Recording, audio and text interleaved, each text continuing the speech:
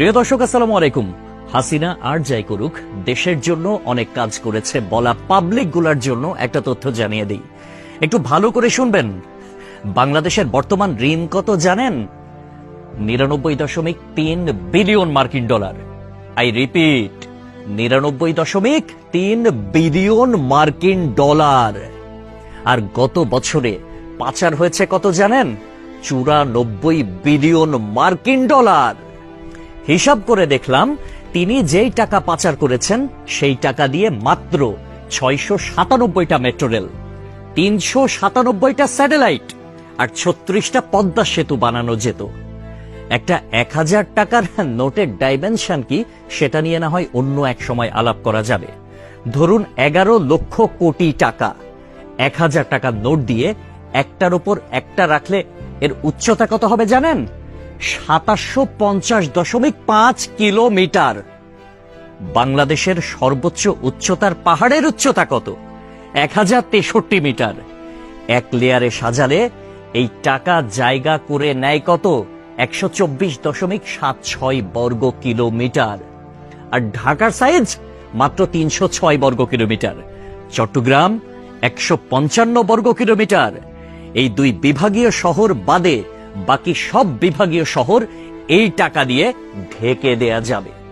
পাশাপাশি যদি বসান তাহলে লেংথ হবে কত জানেন? 1,7,8,2,3,4,9.6 কিলোমিটার। এক কথায় আমি সংখ্যাটা বলতে পারলাম না, আপনারা একটু ক্যালকুলেটরে হিসেব করে নেবেন, মানে ক্যালকুলেটরেও ধরবে বলে মনে হয় না। পৃথিবীর পরিধি কত? 40,000 কিলোমিটার। এই টাকা পাশাপাশি বসিয়ে পৃথিবীর পুরোটা 44.5 বার রাউন্ড দেয়া যাবে, মানে ঘোরা যাবে।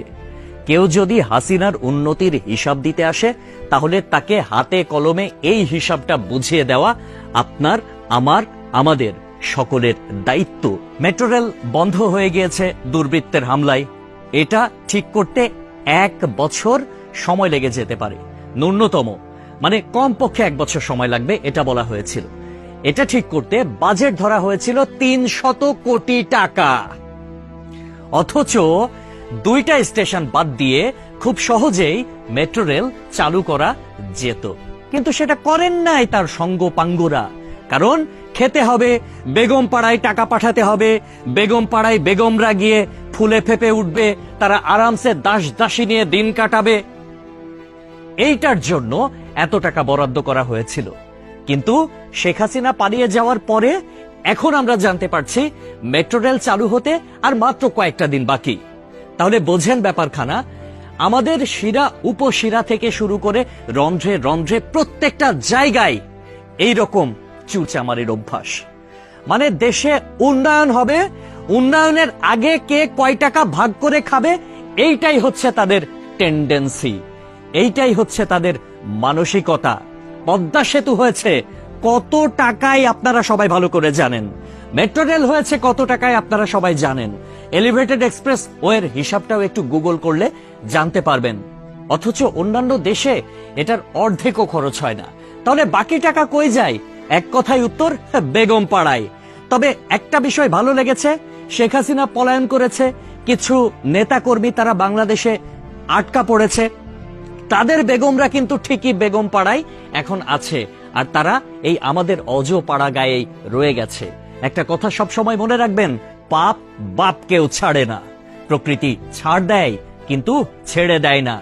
সবকিছুর হিসাব পয় পয় করে দিতে হবে একদিন। সবাই ভালো থাকবেন। আসসালামু আলাইকুম।